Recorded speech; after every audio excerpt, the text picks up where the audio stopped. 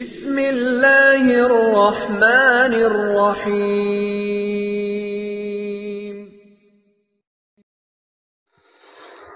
بسم اللہ الرحمن الرحیم وبہ نستعین۔ نسیم صبح کا پیغام لے کر حاضر خدمت ہیں۔ جب آپ درود شریف پڑھتے ہیں تو بہت سارے لوگ آپ کو ایسے بھی مل جاتے ہیں جو آپ کو کہیں نہ کہیں مایوس کرنے کا کام کر رہے ہوتے ہیں۔ عجب عجب ان کی اپنی تھنک ہوتی ہے، الگ الگ ان کی سوچ ہوتی ہے، اور چونکہ ہر آدمی نے یہ سمجھا ہوا ہے کہ بس میری سوچ کامل ہے، میں جو سوچ رہا ہوں وہ ٹھیک ہی سوچ رہا ہوں، آپ کو نہیں پتہ میں ٹھیک سوچ رہا ہوں۔ ہر آدمی یہ سمجھتا ہے، جبکہ ایسا نہیں ہے۔ ہر آدمی اگر کامل ہوتا ہے تو پھر ہر آدمی پھر کامل ہی نہیں ہوتا۔ اس کو کیا ضرورت تھی کسی کو اپنا استاد بنانے کی، کیا ضرورت تھی ہماری کلپ دیکھنے کی، کیا ضرورت تھی کچھ اور نیا سیکھنے کی۔ ہر آدمی کامل نہیں ہو سکتا، یعنی انسان کامل نہیں ہو سکتا۔ انسان ہر دن کچھ نیا سیکھ رہا ہوتا ہے، چاہے کتنا بڑا عالم بن جائے، کتنا بڑا اپنی لائن کا کتنا ایکسپرٹ بن جائے، کوئی ماسٹر ڈگری کر لے، ماسٹر ڈگری کرنے کے بعد بھی اس کو ضرورت رہتی ہے کہ اپنے ٹاپک کو اور زیادہ سیکھے۔ تو کوئی بھی آدمی کامل ہونے کا دعویٰ نہیں کر سکتا، یہاں تک کہ حضرات انبیاء اکرام علیہم السلام کا بھی یہ حال ہے کہ حضرات انبیاء اکرام علیہم السلام کے پاس بھی آئے دن ضرورت کے وقت پر اللہ رب العزت ان کے اوپر وحی نازل فرما کر ان کو نئی نئی باتیں ان کو سکھاتا رہتا تھا۔ اگر کامل ہونے کی بات ہوتی تو پھر انبیاء علیہم السلام کی ہوتی، لیکن انبیاء علیہم السلام کا بھی یہ حال ہے کہ ان کے اوپر ہر دن ان کے علم میں وحی کے ذریعے سے اضافہ کیا جا رہا ہوتا ہے۔ حضرت موسیٰ علیہ السلام سے لوگوں نے کہا کہ حضرت اس وقت زمین پر سب سے بڑا عالم کون ہے؟ انہوں نے فرمایا انا، میں ہوں۔ تو اللہ نے ان کی، حالانکہ اس میں بہت سی مصلحتیں ہیں چھپی ہوئی، ان ساری مصلحتوں پر اس وقت ہمیں جانا نہیں ہے، بہت لمبی بات ہو جائے گی۔ تو اللہ نے ان کو حضرت خضر علیہ السلام کی طرف بھیجا، جائیے خضر علیہ السلام کی طرف جائیے۔ اور جب حضرت خضر علیہ السلام کی طرف گئے تو 3 واقعے جو درج کیے ہیں، تو 3 واقعے پیش آئے، اور تینوں میں سے حضرت موسیٰ علیہ السلام کے ایک بھی سمجھ میں نہیں آیا۔ یہ کشتی کیوں توڑی، اس بچے کو قتل کیوں کیا، اور اس دیوار کو سیدھا کیوں کر دیا، ان کے کچھ سمجھ میں ہی نہیں آیا۔ تو نبی کا بھی یہ ہے کہ ان کے علم میں بھی اضافہ کیا جاتا رہتا ہے وحی کے ذریعے سے۔ تو کوئی آدمی اپنے کو کامل نہیں سمجھ سکتا۔ اگر کوئی آدمی آپ کے ساتھ نیگیٹو بات کرتا ہے، کیوں درود شریف پڑھ رہے ہو یار، اور کیوں خواہ وقت برباد کر رہے ہو، اور یہ اور وہ اور وہ اور وہ، اللہ معاف کرے، استغفر اللہ، تو آپ کا کام یہ نہیں ہے کہ آپ ان سے مایوس ہو کر گھر بیٹھ جائیں، بلکہ آپ کا کام یہ ہے آپ اس کی اس تھنکنگ کی اصلاح کریں، اس کی سوچ کی اصلاح کریں، اور کوشش کریں کہ یہ بھی اس جنت کی راہ پر چل نکلے، اللہ کرے یہ بھی اس ولایت کی راہ پر چل نکلے، اس کو بھی خزانوں کا وہ پتہ مل جائے جو اللہ نے مجھے دے دیا ہے۔ میری بات سمجھ میں آئی کہ ہم کہتے ہیں کہ خزانوں کا پتہ ہے درود شریف، جنت کی چابی ہے درود شریف، ولایت کا شارٹ کٹ ہے درود شریف۔ کتنے لوگ درود شریف پڑھ کر ولایت کے بھی اعلیٰ درجوں پر پہنچے، اعلیٰ درجوں پر۔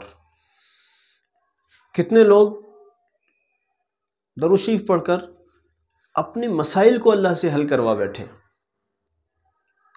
کتنے لوگ جنت کی راہ پر چل نکلے۔ جنت کی راہ پر چل نکلے، اب کیسے پتہ چلا؟ پہلے جھوٹ بولتے تھے، درود شریف پڑھنے کی برکت سے جھوٹ سے نفرت ہو گئی۔ کیا جھوٹ کو چھوڑ دینا اور سچ پر چل نکلنا کیا یہ جنت کی راہ نہیں ہے؟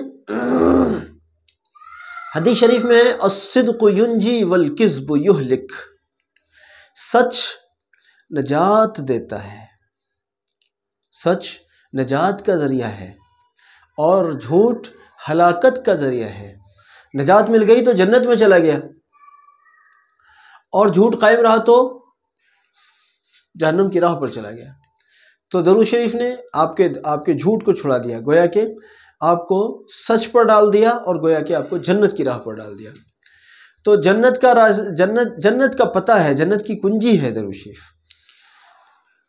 اس لیے عزیزو، آپ کے دنیا کے مسئلے ہوں یا آخرت کے، آپ اللہ والا بننا چاہتے ہیں، آپ چاہتے ہیں میری دعائیں قبول ہوں، دعاؤں کی قبولیت کے سلسلے میں بات یاد آئی کہ جو لوگ درود شریف کثرت سے پڑھتے ہیں، تقریباً ایک بات سب نے مشاہدہ کی ہے، جو جن سے ہمارا واسطہ ہے، تقریباً ہر آدمی کی ایک بات ایسی ہے جو مشترک ہے۔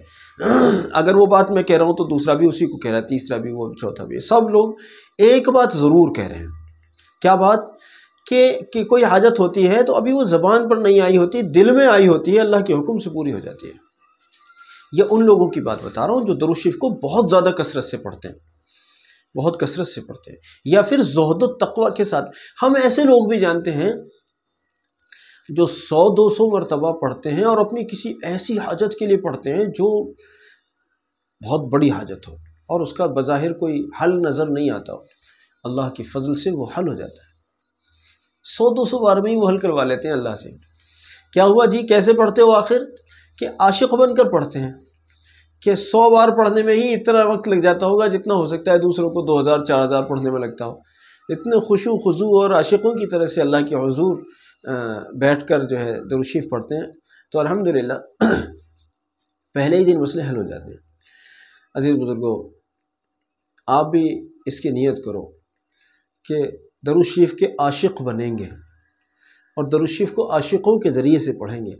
آپ کو یہ تو نہیں لگتا کہ میں کیا ہر وقت درود شریف درود شریف درود شریف درود شریف کرتا رہتا ہوں؟ آپ کو ایسا تو نہیں لگتا؟ آپ نے کوئی بیوہ دیکھی، بیوہ عورت دیکھی ہوگی آپ نے، جس کا شوہر انتقال کر گیا، وہ اس وقت تک اپنے شوہر کو روتی ہے جب تک وہ دوسرا نکاح نہ کر لے، اور اس کا ایک ہی رونا رہتا ہے۔ اپنے بچوں کے سامنے صبح کہتی ہے تمہارے ابو یہ کرتے تھے، شام کو کہتی ہے تمہارے ابو ہوتے تو یہ کر لیتے، دوپہر کو کہتی ہے ہائے اگر ان کے ابو ہوتے تو یہ مسئلہ آج اٹکا نہ ہوتا۔ چاہے وہ بالکل نکما آدمی تھا اپنی زندگی میں، اس سے کوئی مطلب نہیں ہے، لیکن مرنے کے بعد ہائے آپ ہوتے تو یہ کر لیتے، بیٹا تمہارے ابو ہوتے تو یہ۔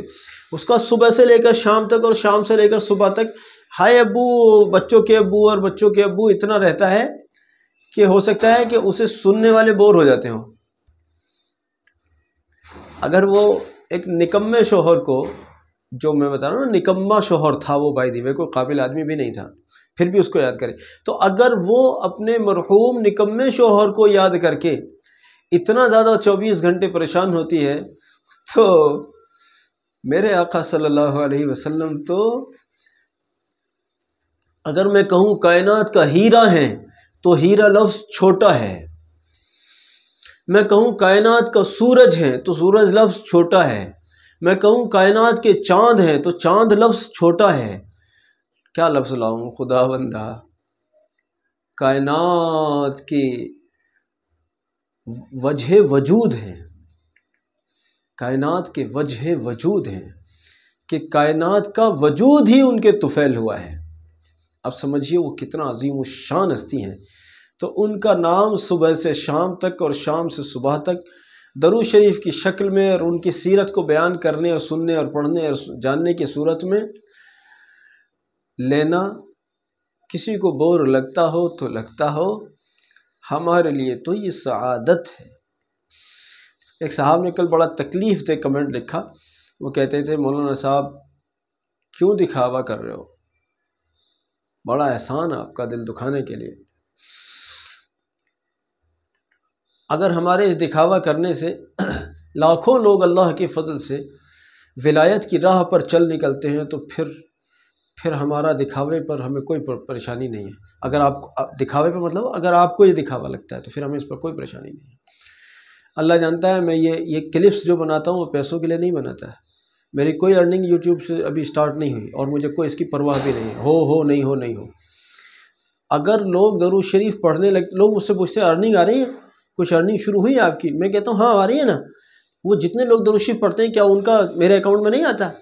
وہ درود شریف جو پڑھتے ہیں کیا میرے نامہ اعمال میں ان کا ثواب لکھا ہوا نہیں جاتا؟